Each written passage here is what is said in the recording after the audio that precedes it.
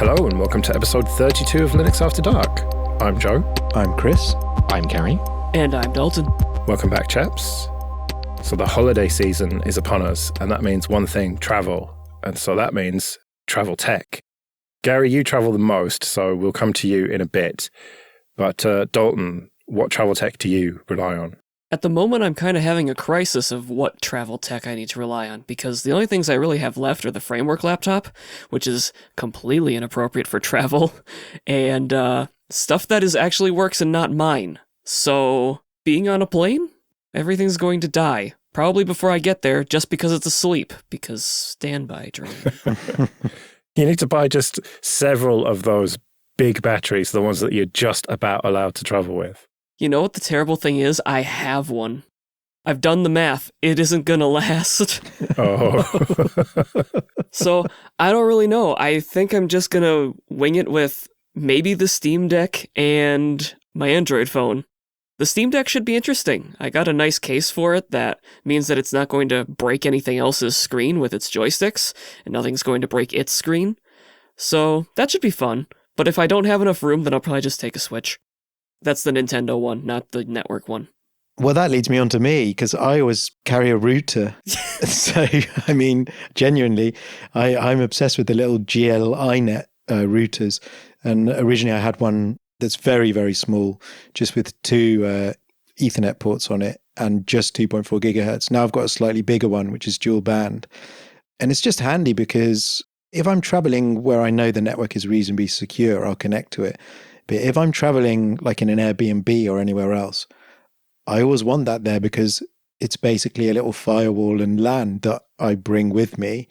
And the dual band is handy because you can pick a band to connect on and then extend on the other one your own LAN. And they're just really, really handy to fit in your bag. The sad thing is that recently, I think because of the component shortage as well, there used to be that it would come with its own firmware they design, which is great. And it's very simple, and you can get to OpenWRT, which it runs underneath. And you could flash it with OpenWRT if you wanted. But now the newer ones have hacky SoCs. You can't flash vanilla OpenWRT on, and so you're stuck.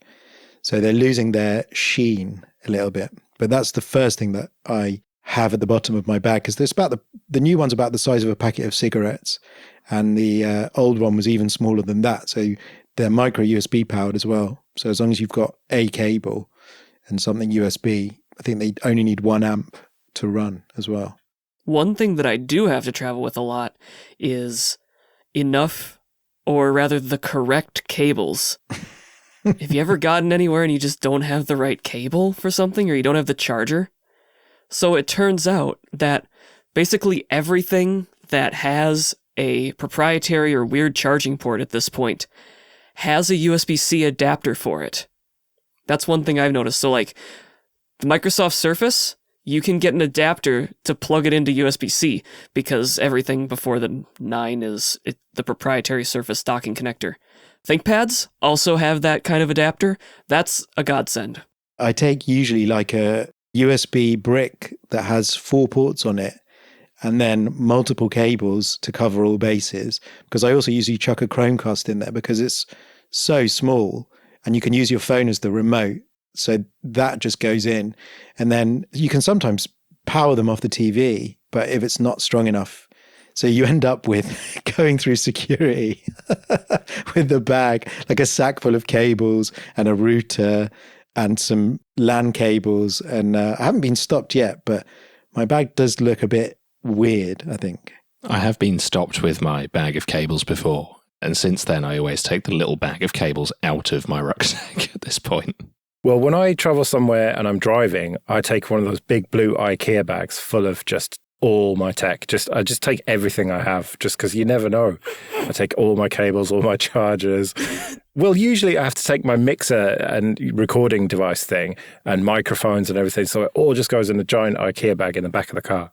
See, I try and keep mine down to backpack or quarter of a backpack size. So that's why everything fits really, really well. I have been tempted sometimes to take like a bigger router if I'm somewhere for longer, because obviously the smaller these things are, the range becomes, the antennae are squashed. It's fine when you're a connecting client, like in a phone or a laptop around the screen. But when you're transmitting a Wi-Fi access point, like the Raspberry Pi, for example, is pretty terrible at being a wireless access point. So it's quite impressive what these little things can do. But yeah, I want to be able to carry everything in a backpack, ideally. So I guess that brings it to me then. So I travel pretty much every week for at least 2 days. And I started off taking a whole bunch of stuff with me, which then meant subsequently that I was taking a backpack full of tech plus a suitcase for clothes and other stuff. And that gets super tiring when you're on and off of trains and flights and the rest of it. So I spent a really long time trying to perfect it down to what is the minimum viable stuff that I could take to still satisfy recording this podcast or being secure and also being able to kick back in the hotel in an evening and watch Netflix or whatever. So I used to carry a little TP-Link. It was similar to your GLI net, Chris. It was a WR902AC, which is a super low-power TP-Link mobile router, and it was just powerful enough that you could flash open WRT on it and get a WireGuard connection back to home. I've since stopped using that and moved to a TP-Link M7350, which is an LTE router, mainly because in the UK, certainly, unlimited data contracts are relatively cheap, and I can sort of justify the 15 quid a month for an unlimited data contract. That number hurts me a lot. Yeah. Dalton gets half a gigabyte for $100. Yeah, so it's unlimited 5G, but the router already does LTE for 15 quid a month. So that goes in the bag. If I'm not traveling, particularly that much, I can just cancel the contract because it's a 1 month rolling thing, and then just sign up with another email address to get the 15 quid a month deal again. So I've been doing that for a little while now, and that works pretty well. Most places I go, even if there's only 3G available, I can get around 10 megabits with 60 to 70 milliseconds of latency, which is good enough for browsing and watching Netflix at a hotel, that kind of thing. I used to also take a Chromecast, but since I've moved to the newer type of Chromecast that comes with the remote, and that's mainly because that can run a VPN itself, so it can run Tailscale, and it could also do the captive portal stuff. So if I don't want to take the mobile router with me, or I'm going abroad or somewhere where data's more expensive or not available, I can bypass the captive portal with it. And then other than that, I've got my recording setup, which is a little Behringer USB interface. And then I've got a mic and a stand and a pair of in-ear earbuds that I can fit in the mic case. So really, I've gotten it down to I can take 3 days worth of clothes, the recording setup for this podcast, and enough stuff to entertain me in the evenings within one backpack. I like the way you checked that you had your earbuds with you. Yes, I did. I want to make sure. Everyone heard that. Yeah, I've been thinking of switching out the Chromecast to something, either a Fire Stick or one of those Chromecasts with a remote, where you can run the VPN on the client with split tunneling and just pick the apps, because obviously I travel in different countries, and sometimes I want to watch British television, so I want some things to go back. And at the moment, the way I do it is I have policy-based routing on the router itself, and I flip the endpoint just for the Chromecast, and it filters the packets and says, oh, anything going to and from the Chromecast goes via this country. But it is more elegant because at home I have a VPN provider, and I have split tunneling there and say, only use the VPN for this app. And then I'll change the endpoint just using the remote control, which is nicer. But it does mean you have to carry a remote control, which I might end up leaving behind or losing. So, and it just makes it an extra thing to carry. Yeah, for me, I think the trade-off of being able to use the hotel Wi-Fi for it and just be on the VPN back to the house to get the British TV programs was a trade-off worth making. The only other slight issue with it is that you can't just power it off the USB port on a TV. It needs USB-C with PD. So I've got a little Anker gallium nitride adapter that's got 2 USB-Cs and a USB-A, which is enough to charge the laptop and power the Chromecast at the same time. Yeah, that's where the difficulty I have with the actual computer is I often end up with like a stack of laptops that are weak CPU, long battery life, and I'll pick up one of those. They're tend to be sort of Chromebook level specs because those little atoms are like 6-watt TDP, and you're not going to do rendering on it or start compiling stuff. But if it's just to have a machine with a keyboard and a screen and you can get basic computing done, then they're handy. But that's what I usually tend to chuck in. I've got a couple of 11-inch screen ones that do the job. Yeah, that's the thing for me. I'm often traveling for work, so I need a machine that's a bit more powerful than that. And coming back to what Dalton said about cables, I just standardized on only buying new devices that are either Lightning or USB-C, because I just got sick of carrying more than 2 types of cable with me. I'd like to be in your position, Gary, of your privileged position of being able to say, right, that's it, nothing but USB-C and Lightning because of your phone. But that's just not realistic for me. I've got so much old audio gear that, like for example, my main audio recorder / mixer thing, that is it USB-B, the square printer one? Yeah. Yep.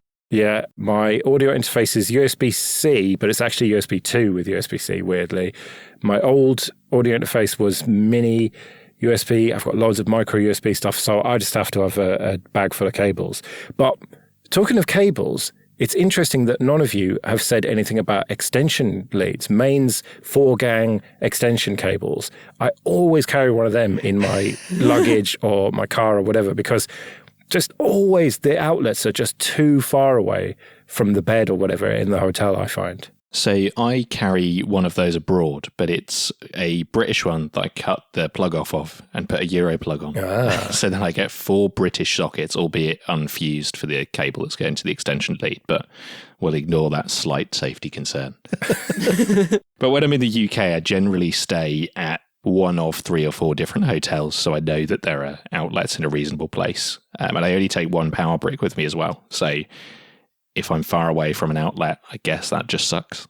Yeah, I have those very long fiber braided USB cables, and a bit like Gary, I've tried to pick, I picked the router because it is powered by micro USB and the Chromecast because it's powered from the TV. So I just have to take this multi USB power brick, and then I have these very long anchor red braided cables. I think they're like 6 foot at least. Yeah, they don't charge very quickly is the only problem. The longer the lead, the more the resistance in it, I've found. Yeah, as I say, the router draws 1 amp. Sometimes the TV doesn't power the Chromecast, but it's one of those 3rd gen ones, the little puck ones. So again, it doesn't draw very much. So you just about get away with it. Yeah, I think, like you said, Joe, the only exception I've got to the USB-C or Lightning rule is my audio interface, which is USB-B. But what I've bought is a USB-B to USB-C cable, so I don't need to take a dongle for the laptop. Right. Smart. I'm waiting for the news story where we hear that Gary's been in an awful electric fire. His gang socket's blown up, followed by all of his daisy-chained interface cables. Holiday Inn Express Shoreditch burns to the ground. It wouldn't surprise me.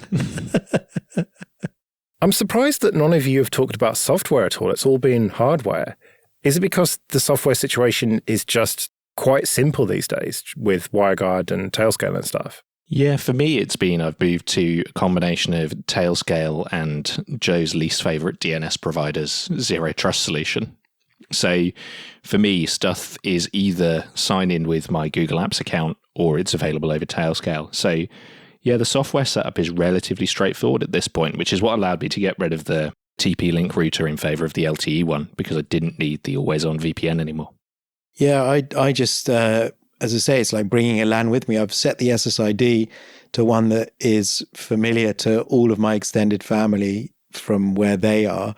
And I have on the router the tunnel. So it basically feels very little different from being at home.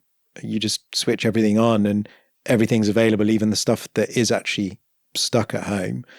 And it even has a little captive portal feature on it in the firmware, in the stock firmware, so that you can authorize the router, and usually that's enough. And then all the traffic is behind NAT, and so it doesn't see that it's coming from various devices. It depends how sophisticated the hotel is, though, or the Airbnb. Yeah, I found with a lot of hotels now, they very quickly work out that there is iPhone traffic and other traffic all coming from behind this same device, and you get kicked, even if you do like a MAC address impersonation. it's only a matter of time before it gets worked out. The Hiltons have found it particularly bad for that. Damn it.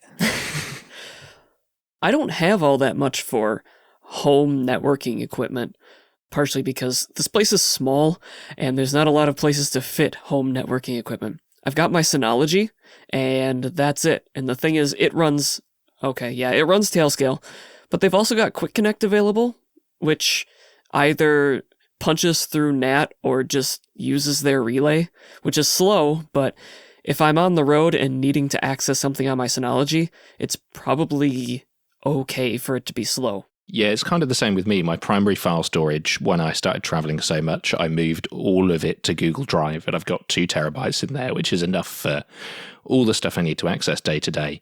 And that syncs back down to the Synology in the house. So it's very rare now that I need to pull a file directly off of the Synology when I'm on the road, and I can deal with the 15, 20 megabit hotel Wi-Fi if I need to. I just pull the file overnight. It's also great because, my wife is also with me and my kids and stuff, and they don't even have to think about it, and nor do I with their devices. Like, I don't have to go, give me your phone, I need to put you on a special VPN connection or anything like that. Again, with policy-based routing as well. Like, I have to do a little bit of admin, but they just pick up their devices and they work. Like, the Wi-Fi is already a safe network and it punches through. And that is so much less hassle for just chucking a small amount of stuff in your bag. And it's great that it's come on to that because, there would have been a time where you would have had to go around going, right, now I need to bring this up. Oh, no, you're on the wrong VPN endpoint. That's why the BBC isn't working or whatever. So it's much easier now. Yeah, there's certainly a value when you've got your family with you of having it just work. Like, I do the similar thing to you, Chris. The SSID on the mobile router is the same as the one at home. And I don't have to worry about, I can't get the captive portal to work on the hotel Wi-Fi or whatever. That's smart because you've already done it. Yep, it's all done. I just plug it in, I deal with all that crap, and then my family's phones, tablets, laptops just work. Well, we better get out of here then. Do let us know what your travel tech must-haves are. You can email us, show@linuxafterdark.net. We'll be back in 2 weeks, but until then, I've been Joe. I've been Chris. I've been Gary. And I've been Dalton. See you later.